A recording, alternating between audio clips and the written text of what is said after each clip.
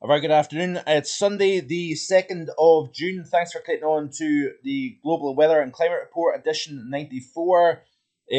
Before we continue with the video, be sure to hit that like button, share with your friends and family, and subscribe. I would greatly appreciate that. Let's get right into it. This is the past 90 days, temperature anomaly wise, anyway, of weatherbell.com. This is the CDAS 0.5 data. So, this is basically incorporating the spring season just gone, March through to the end of May, and this is the warm versus cold areas. So we have had a generally cool spring across the majority of, or actually, autumn for Australia, obviously, because it's the winter time now down there, meteorologically speaking, anyway.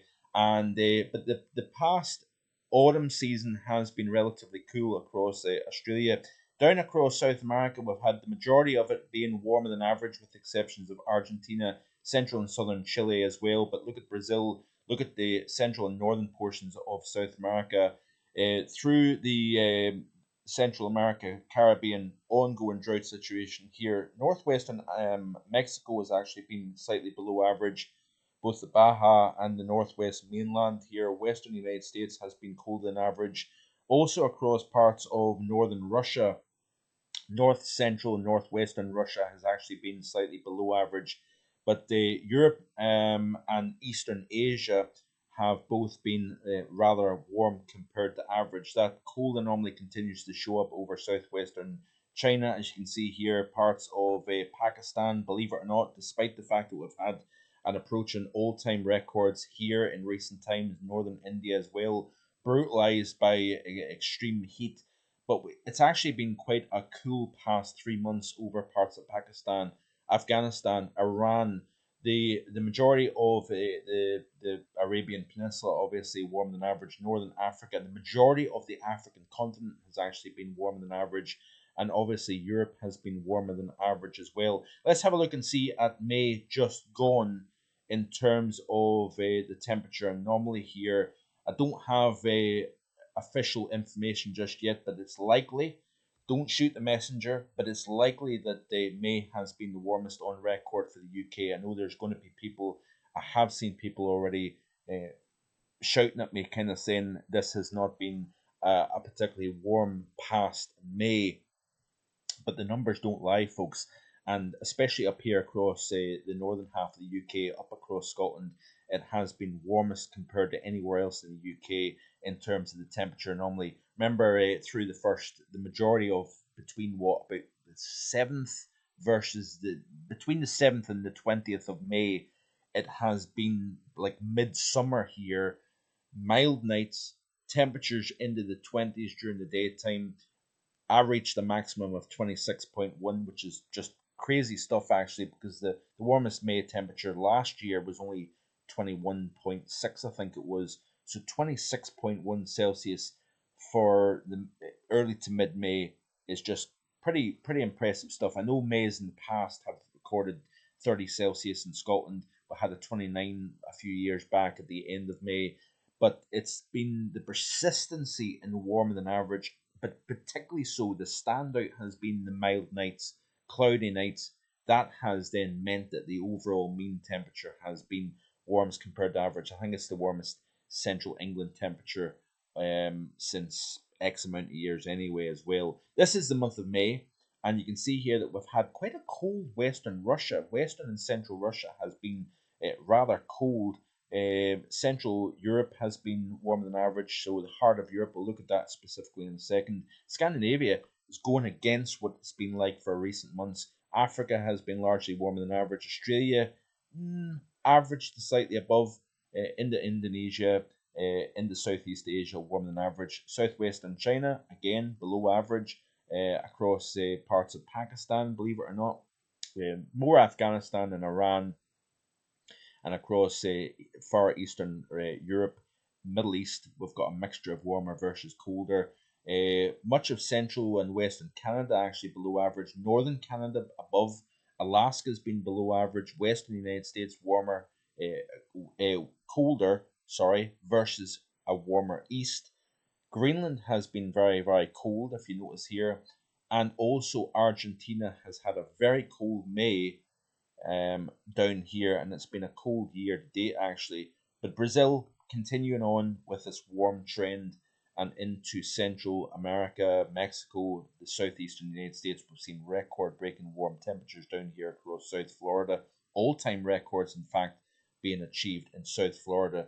Abnormally dry conditions. We've had an anomalous, strong, high-pressure system over this region of the world in recent months. So the Yucatan, Belize, Honduras, Guatemala, all-time records being achieved here, and unfortunately livestock dying with the drought that has been ongoing really since last year, and we've seen towns across this region running out of water. Now, this was highlighted quite specifically last week in the 93rd edition of the Global Weather Report. We were talking about Central America and the all-time record he'd been achieved here. Let's look at Europe specifically, because it has been an interesting May, albeit we've ended the month with the first 40s of the year so far. This is the first day of June, by the way. Look at how warm it's across Scandinavia, Central and Eastern Europe here.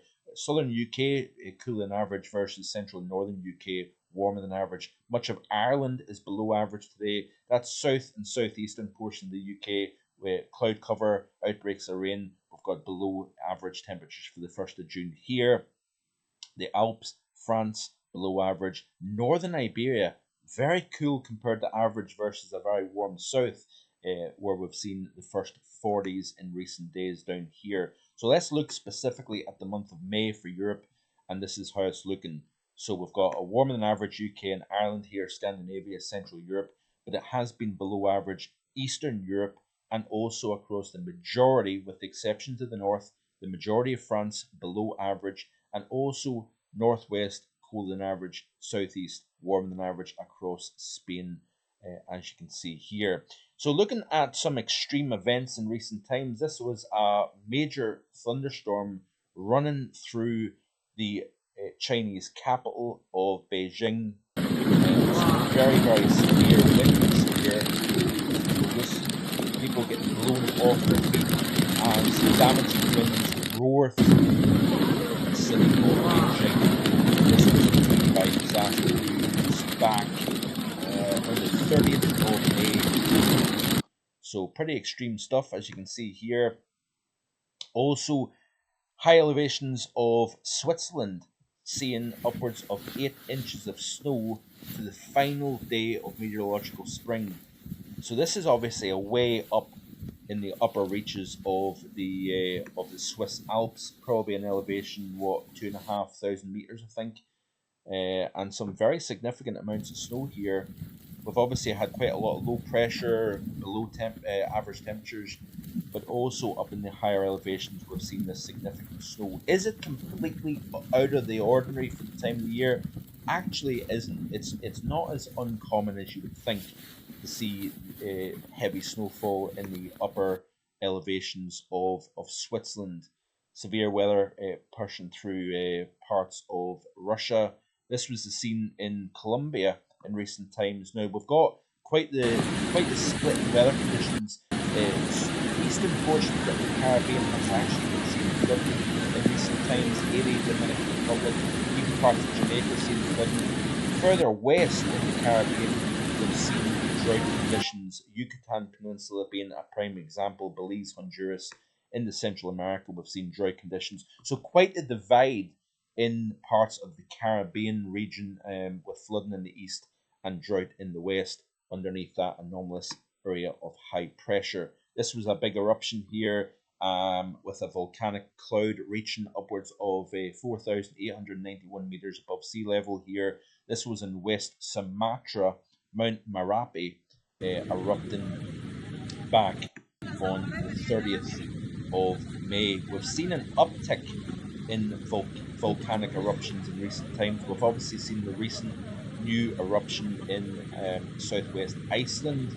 If I can remember, I will try and show you that in a little while here. This was the scene from Manipur in India. Now remember, the MJO was rotating through the eastern portion of the Indian Ocean, was seen a cyclone develop, push northwards and entering Bangladesh and northeastern portions of India in recent times. This was the scene, by the way, in Monterrey, Mexico, in back on the 29th of May here. What is this here? This was from the cyclone I'm talking about here, Cyclone Ramal in Bangladesh, where we've seen some significant flooding. This was back several days ago, and this was, like I say, Bangladesh is home to some of the biggest global natural disasters ever, with some of the death tolls 250,000, 500,000 in years gone by. This is one of the most prone regions in the world for mega flooding, especially as these cyclones move off the Bay of Bengal and kind of stall over the Bangladesh region, low-lying area, extremely vulnerable to flooding. So let's move on. Interesting tweet here by Mike Ventris, based in Boston, Massachusetts.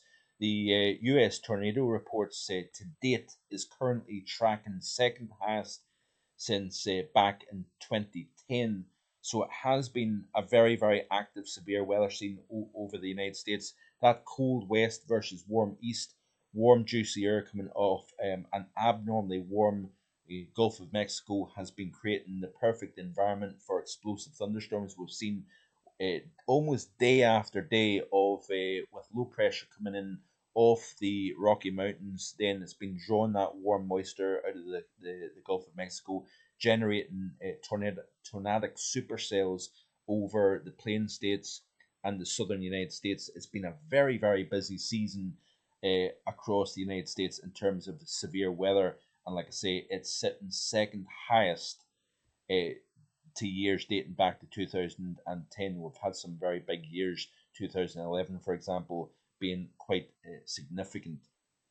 So let's move on and look at some of the extremes that have been taking place around the planet in recent times. Now, actually, sorry, before we actually get there, let me have a quick check and show you a couple of interesting things with regards to precipitation as we go forward. Did you get the chance to see the probably rather long-winded, as is the case today, the rather long-winded explanation talking a little bit about La Nina and also the prospects of dune development within the tropical Atlantic?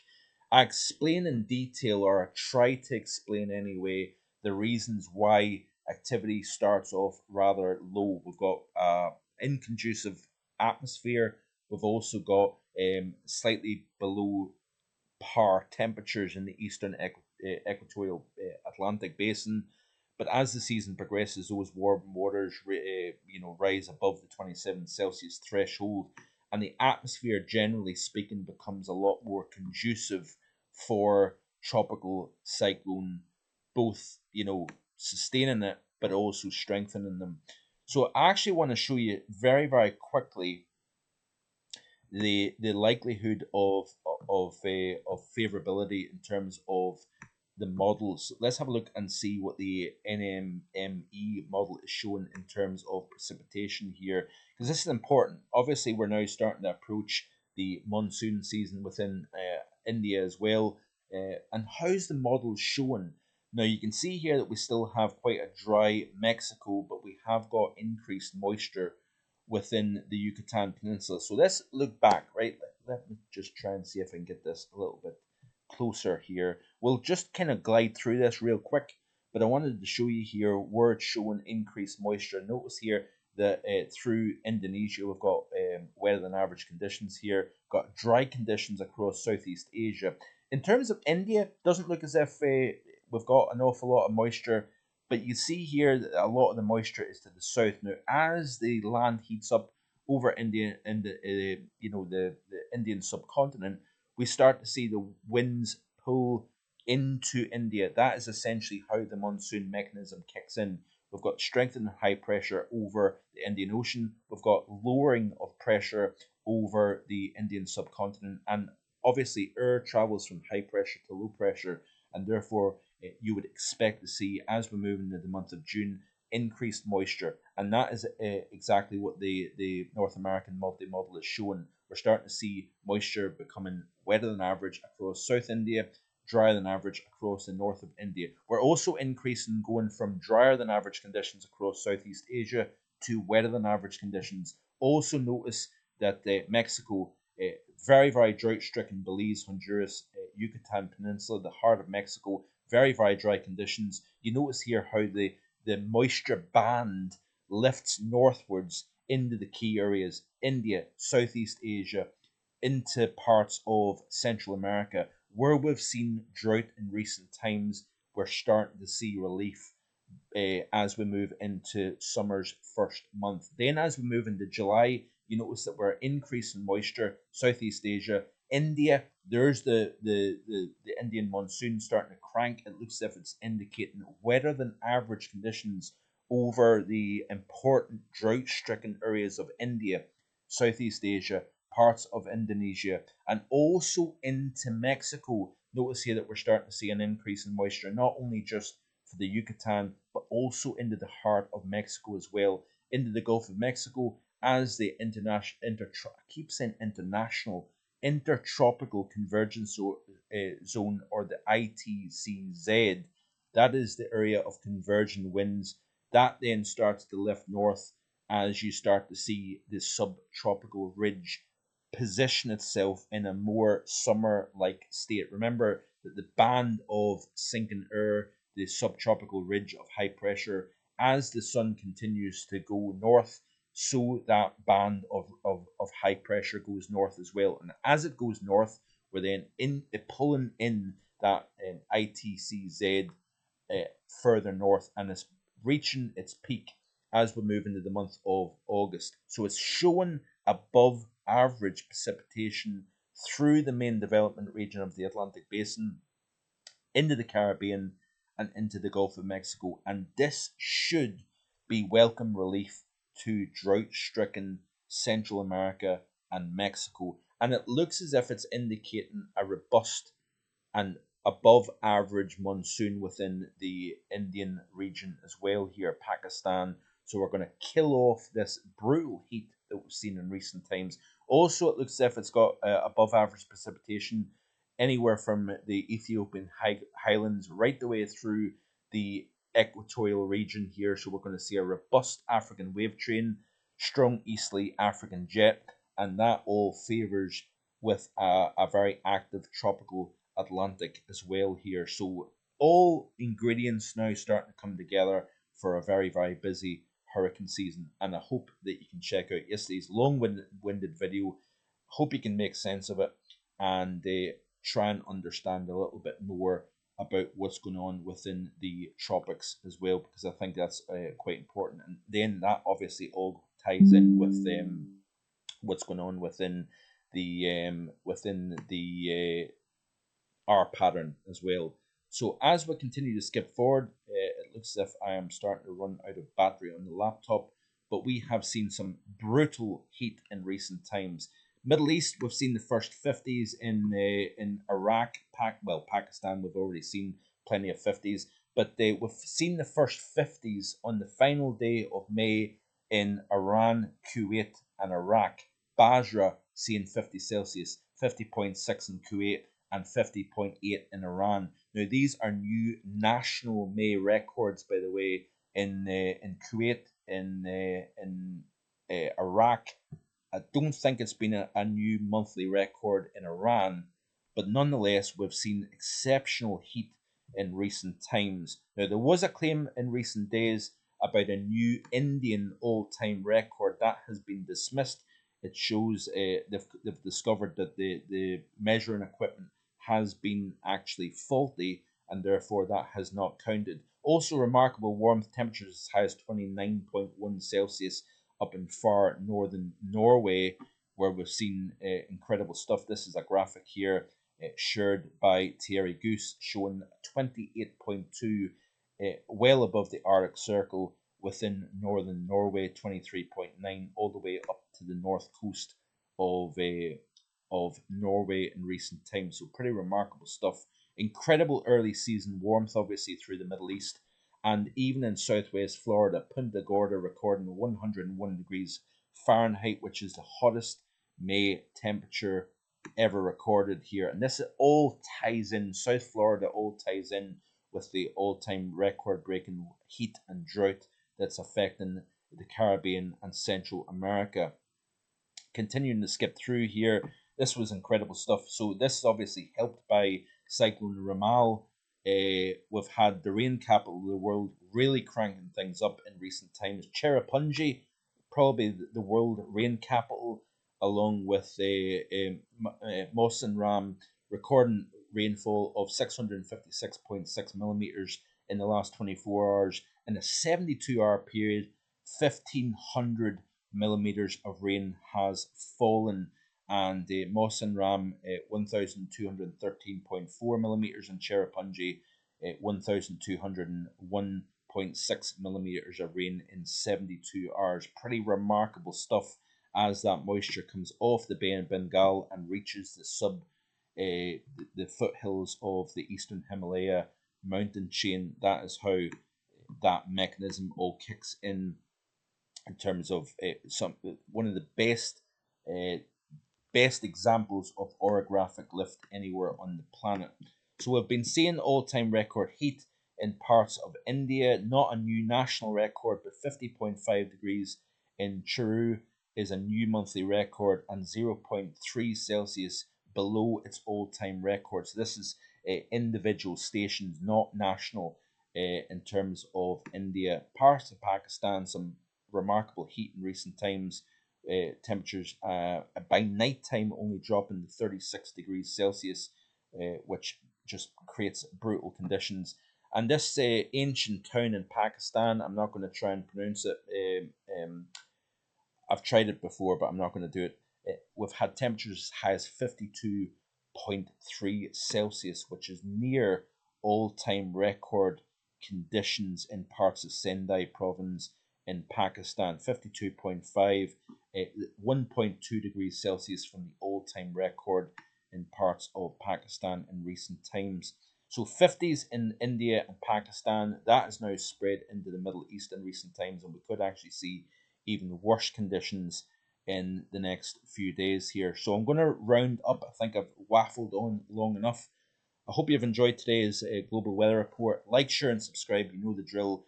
And I'll be back again tomorrow with the European Outlook. So Monday to Friday, European Outlook. We'll look at all things global at the weekend here. So I hope you can stick around. And I'll see you tomorrow with more. Enjoy the rest of your Sunday afternoon. Bye for now.